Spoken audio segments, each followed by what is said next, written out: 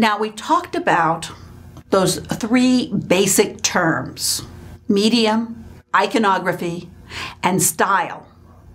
And we've gone into style a great deal. But now I want to give you some more terms. And the two other major terms, one is composition and the other is PATRON. Now, composition is the unified organization of the visual elements. Or you've got all these visual elements.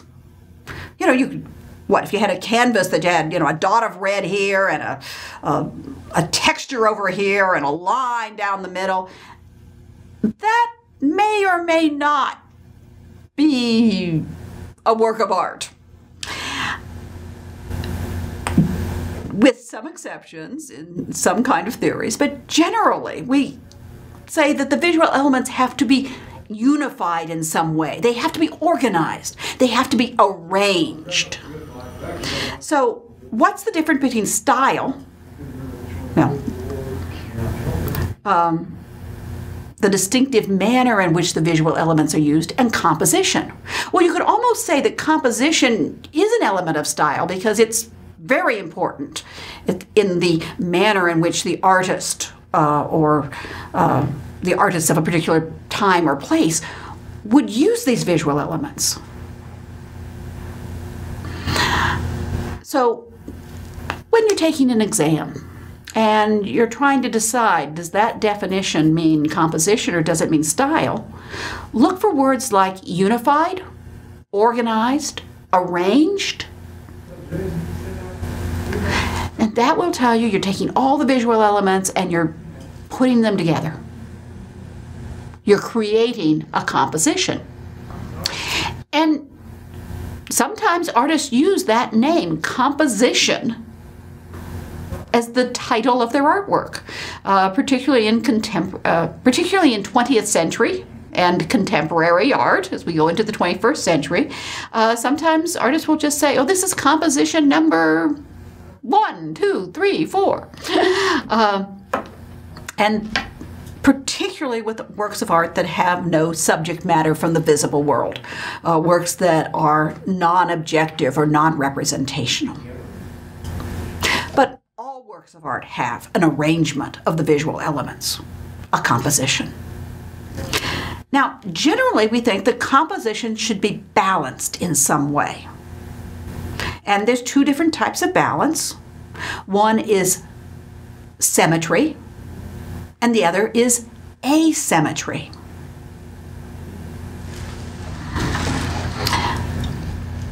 Another way of organizing is to repeat different elements. You would have a repeated line, a repeated shape, a repeated color, for example.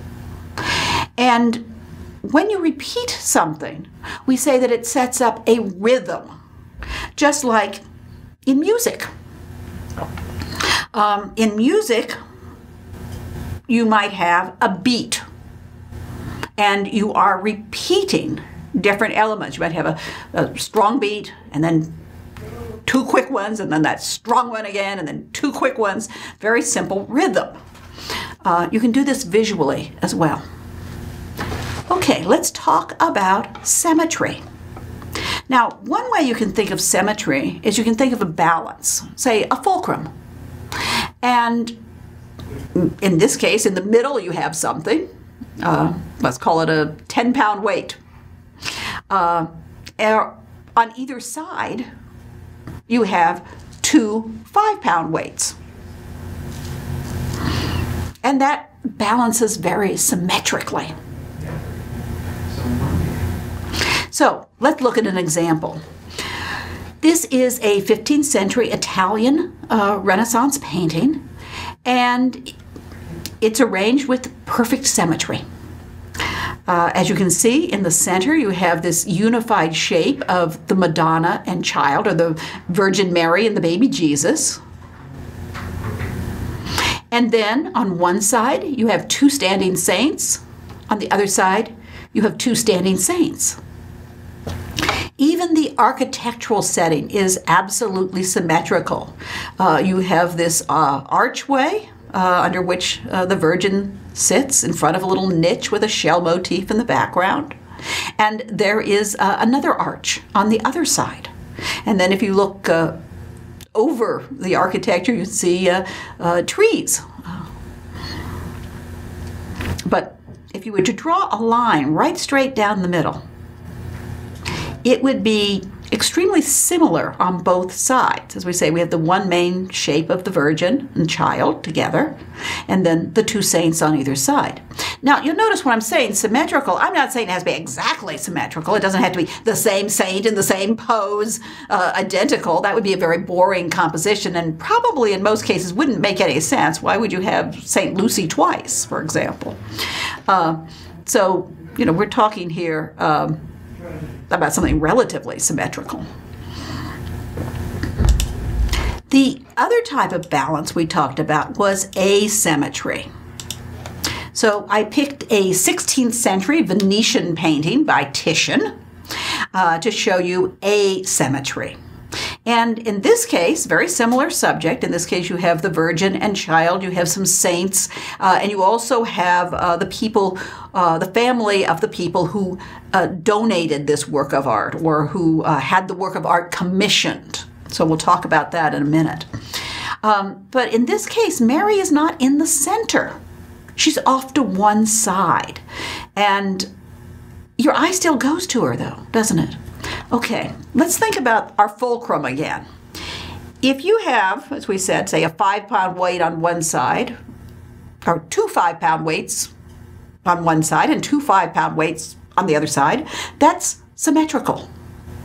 But what if you have 2 5-pound weights and a 3-pound weight, a 2-pound weight, and a 5-pound weight?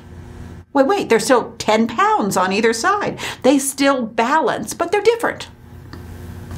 So that's something like what we see here.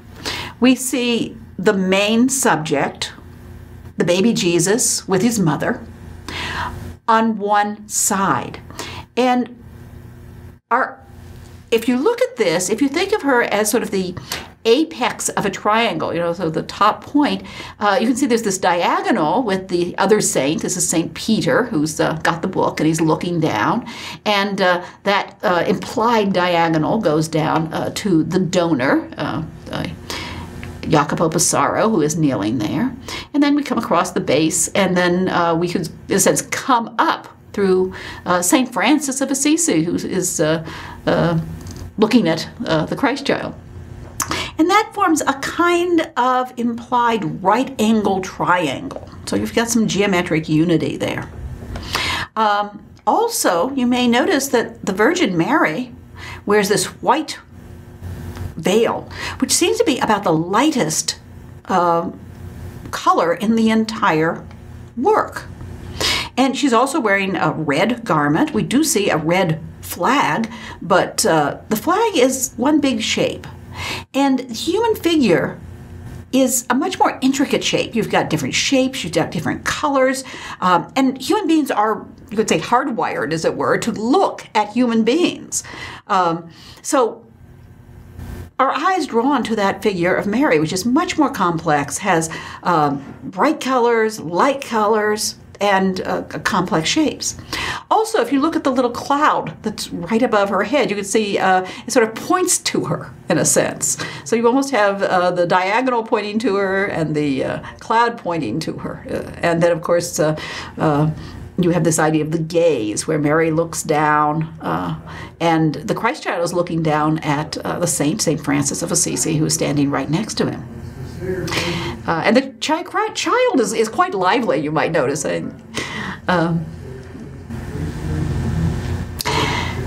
Okay, so it's still balanced. For example, you have that big red flag across from Mary. And that certainly, it balances it out, but it's not symmetrical. We still want to look at the more interesting shapes and forms of the Virgin and the Child. And then, of course, that's only about halfway up the picture. On the other side, sort of, going to the left, where she's on the right, or our right, we have this cloud with these angels holding the cross up above. So, it all, because this is a little further over on the left, the cloud extends over all the way to the edge there. That also helps to provide some balance. Okay, so there's asymmetrical balance, or asymmetry. Now, I mentioned the people who commission the painting.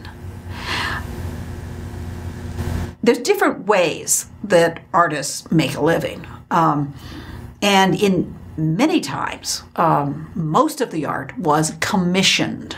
In other words, someone ordered the painting or sculpture from the artist. And often there'd be a contract. It would say, what the subject matter was supposed to be, what the size of it, what materials were supposed to be used, especially if expensive materials would be used, like gold or ultramarine blue.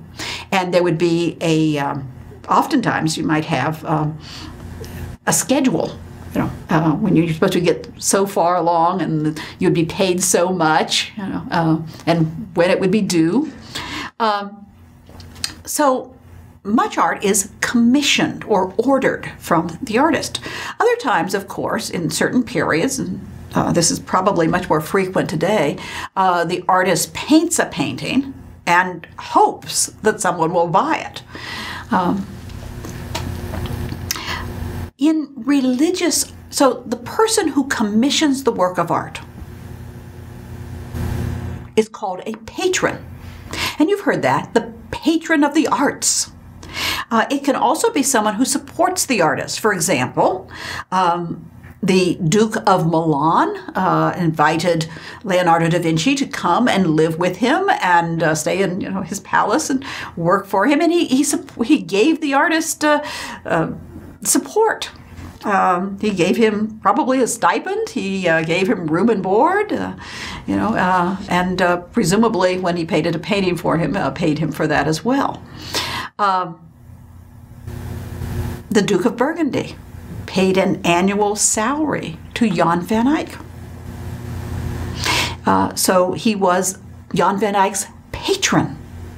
So there's different ways to be a patron, but essentially the person who's supporting the artist or paying for the work of art is the patron. And it can be an individual, it can also be an institution.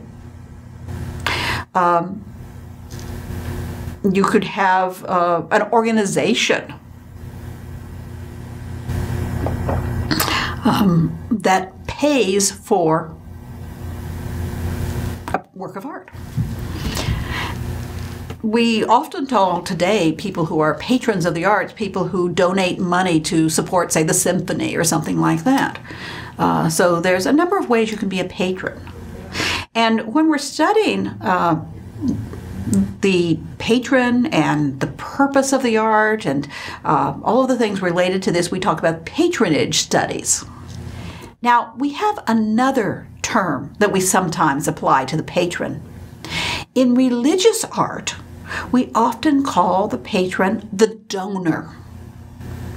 And this comes out of the same root as donation. So the idea is you're creating the work of art and you're giving it to the church, you're donating it to the church. As a matter of fact, very frequently the donor and his family and their descendants still technically own the painting, which is displayed on their family altar in the church or the chapel. But when we see the donors, as we call them, the people who paid for the painting and maybe their family represented here, and they very frequently are shown in religious paintings kneeling to the saints or to the Virgin and Child or to Christ or whatever they're showing. But in Christian art, they often are shown kneeling there, and we call those donor portraits. If it looks like the donor, it's a portrait of him. And so here you see Jacopo Passaro, Signor Passaro, kneeling, and then the other members of his family, the male members. We don't in this case see female members, although they are frequently represented in art. And this painting actually is called the Pissarro Madonna, after the patron, because there are so many paintings of the Virgin and Child by this artist, Titian. You couldn't just say the Madonna and Child. You have to distinguish them in some way. And in this case, we usually do it with the name of the patron. Okay, I want to give you some other stylistic terms. And these are very general. And sometimes you could think about them in relation to each other. Is this work more abstract than that work, for example? But we talk about naturalistic art or naturalism when the art looks like the material world. You know, it's trying to create the illusion that it's real, that it's physically present.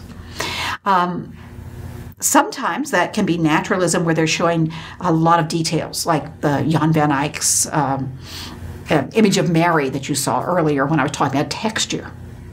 Or sometimes it can be a world that's maybe a little ugly, or somebody who's not a beautiful person, or something like that. But it's supposed to look like the natural world. Now, we also, and I'm sure you've heard this word too, we also use the word realism or realistic. And some people make fine distinctions between naturalism and realism. I'm not going to do that. And for our more general term, I'm using naturalism or naturalistic. When we get to the 19th century, you'll find that there is an art movement called realism. And so, although it may slip out from time to use naturalism and realism interchangeably, I'm going to try to reserve that for the 19th century art movement. The second term is idealism or idealistic art. And this is also art that refers to an illusion of the material world. But in this case, it's perfected. Now, what do we mean by perfected? It's this perfect world. Well, don't different people have different ideas of perfection? Yes.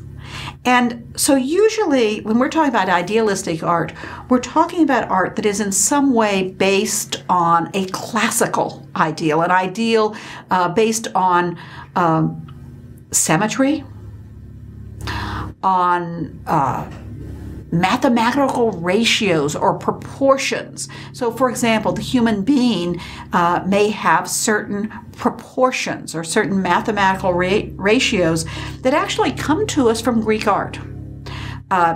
8 heads tall or 9 heads tall are usually considered to be the ideal proportions for a human being. Now you'll notice we don't use specific, we don't say, so many feet or so many meters or something like that, because we have different size artwork. So it's a proportion, a ratio. And certain times and certain places are more likely to have idealistic art. For example, during the Renaissance or the neoclassical period. And yes, you could argue about where is this fine line. You might look at a work of art and say, well, this is naturalistic because it's got lots of details, but they have idealized the female figure. Yeah, you could do that. You can find distinctions. The third of these broad stylistic terms is abstraction, or abstract being the adjective, abstract art. Now, some people will use the term abstraction and mean what I use non-representational for. It has no reference. It doesn't copy anything in the visible world.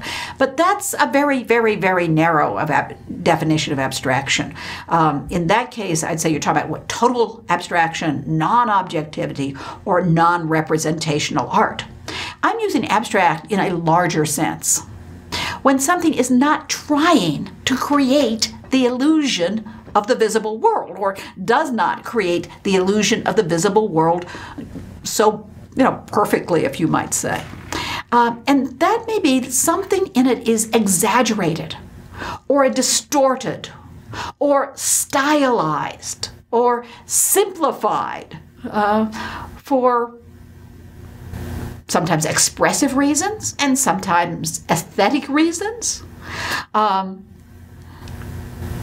You know, the artist is not interested in, or in some cases, has not developed, I don't want to say the skill, but there are certain periods which are more abstract, and this is the way they create art. And then there are other artists, say in the early 20th century, who choose to create abstract art because they feel that the illusionistic art has just been done, and they would like to do something different. Now, to give you an idea of this, I want to show you some examples. Here's an example of naturalism. And something I'm doing here is my examples are all out of Roman and Greek art, what we call classical art. The Greek styles often fit very nicely into these categories. So here we're looking at a bust of, presumably it's a philosopher. It's sometimes called the pseudo-Seneca because that's what they thought it was, but now they don't think it's necessarily Seneca. But, you know, an old man. And, you know, he's got wrinkles and you know, he's sagging in places and he really needs to comb his hair. But if you saw this guy on the street, having seen this, but you might recognize him. I mean, he is extremely naturalistic. Then we have a picture of a philosopher, once again. In this case, they possibly have idealized the body a bit, but the head, once again, looks like a, you know, I want to say it looks like a portrait. It may not be a portrait. It may be, you know, say imaginary portrait, but it looks like it could be a real person. You know, it's not the most perfect person, and yet it's clearly looks very naturalistic. Here are some examples of idealism. You see a work of art that you've probably seen pictures of before, the discus thrower, which is a Roman copy after a lost Greek statue from the 5th century BCE by the artist Myron. And, you know, the proportions are these 8 heads tall, the athletic ideal of the 5th century, you know, absolutely perfect proportions, perfect musculature, and you may notice that the face just doesn't seem to have a lot of emotion in it. It's very smoothed over. If you were thinking about how a real discus thrower might look, probably wouldn't look like that. Discus is very heavy. And so a lot of times people who specialize in discus throwing would have maybe an overdeveloped upper body strength compared to their lower body. So there might be a little out of proportion there. And generally when you're throwing the discus, this is hard work, so you probably would be screwing up your face. You'd probably be showing the strain of this rather than looking perfectly emotionless, as it were. So this is not how an actual discus thrower, you know, Joe the discus thrower might have looked like. It is, or maybe I should say Demetrius the discus thrower. You know, it's an ideal figure. It's perfected beyond which the, you know, individual mortal probably would not look like this. But we recognize it very clearly. It's certainly an illusionistic figure. And then I have 2 heads here, one in profile, one a 3/4 view. And these are both idealized youths. As you can see, they have this straight nose and the rounded jaw, and, you know, no wrinkles. The face is in perfect proportion. You know, they don't have a too wide or too tiny mouth or something like that. You know, everything is in perfect proportion, perfect ratios. So there's another example of idealism. You know, we don't look at this and say, oh yeah, I think that's a portrait of so-and-so who might have their little quirks. Okay, abstraction. Now, these are works from the 6th century BCE. They're earlier than the other works that you saw. And at this point, there's still a lot of stylization of the human figure. Earlier, they had figures, we actually called them the geometric period, where, for example, the torso might look like a triangle. And so they're becoming more illusionistic, more natural or ideal, but they're still very, very stylized, and certain things are exaggerated or distorted. So let's look at the standing figure first. You can see there's parts that are smoothed over, and the way the musculature of the rib cage is shown. The rib cage is simply an incised curving line, and the musculature is indicated by another straight line going down the center. Not quite the way it would be. You've also got these incised lines at the knees. There's a lot of emphasis there. The forms are smoothed over. You have a general shape, but perhaps not specific things that would look very naturalistic. And of course, once again, the face is, yes, the nose is broken. That's condition. That's not how the artist created it. But it's simplified, stylized. Even the hair, as you can see, forms a pattern. Rather than looking like actual hair might. And look at the way the figure's standing. The figure is standing with the weight on both legs, as it were. It looks very, very rigid. A real person would probably have the weight on one leg or the other. They might be shifting their weight. So there'd be a little twist to the body. But, this is somewhat abstract. We recognize it as a young man, a youth. In fact, they call these figures choros figures, which is Greek for a youth or a young man. And then let's look at the face that we have here, this head that we have here. Once again, there's some damage. We have to ignore that. But there's an exaggeration of these curving forms, like the eyes are very, very large. And of course, the upper part of the eye is extremely curved, almost a half circle. And then the arc of the eyebrows above it. And of course, this relates, that's sort of the opposite of the rounded chin line. And a little smile there, and you can see the ears sort of stick out on either side. They're not really laid back against the head, but they form other curving forms, as do the bangs. You have these little U shapes of the hair at the top of the brow, and then the hair that hangs down. It's almost a kind of zigzag pattern. So once again, it's pattern, stylized, some exaggeration, some simplification. So both of these are in some ways distorted compared to a ordinary person. Distorted doesn't have to mean completely askew. It can be. It can refer to a simplification or an exaggeration of forms. Now, I used the word illusionism a couple of times. Sometimes you're not quite sure, is that naturalistic or is it idealistic? We could argue both ways, somewhere in the middle. And so you just say, I need a word that encompasses both. And that word would be illusionism.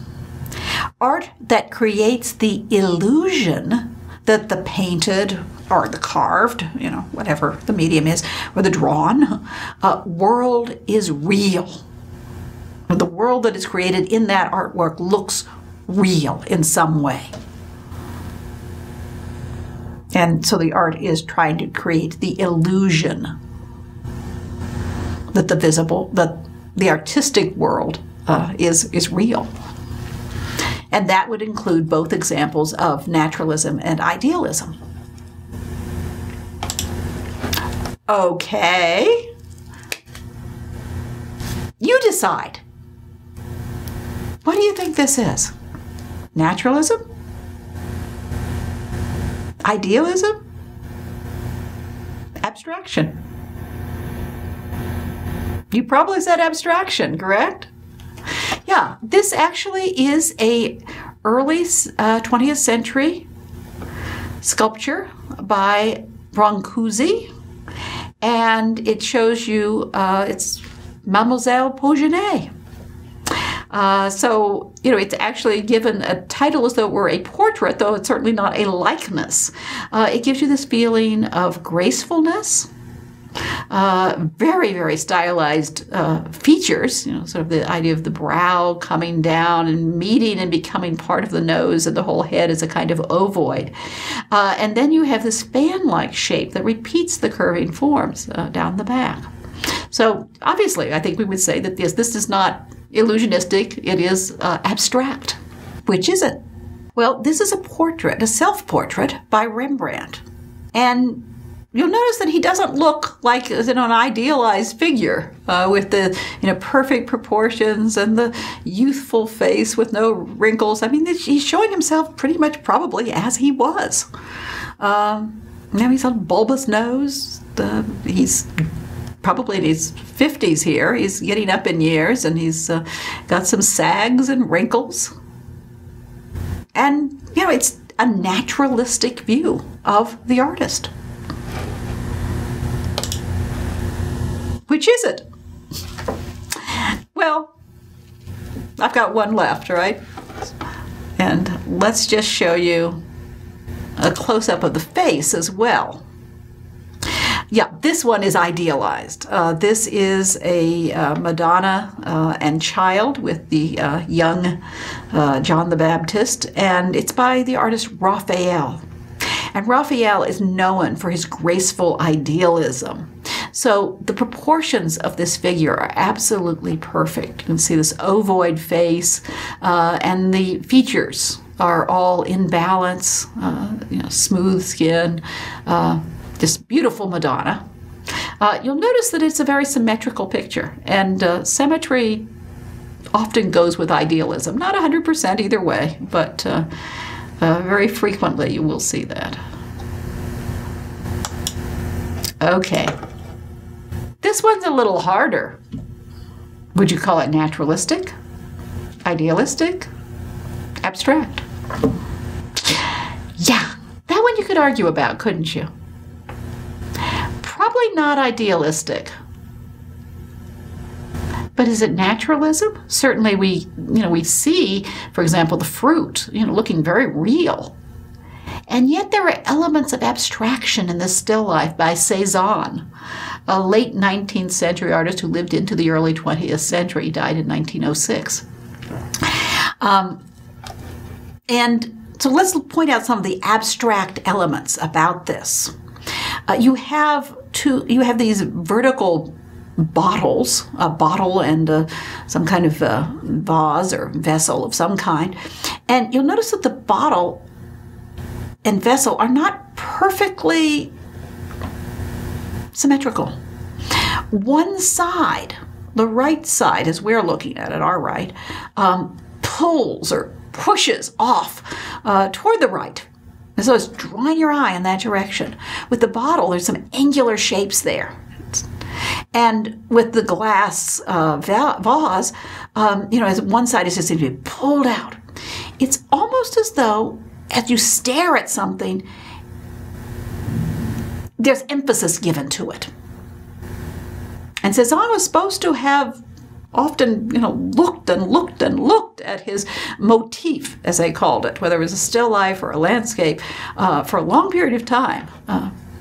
And that actually helps the composition because, as you'll notice, the draperies go completely over to the left side, and then there's this sort of blank space, if you will, a colored background on the right. So that pulls these vessels, it pulls your eye and helps to balance out that drapery.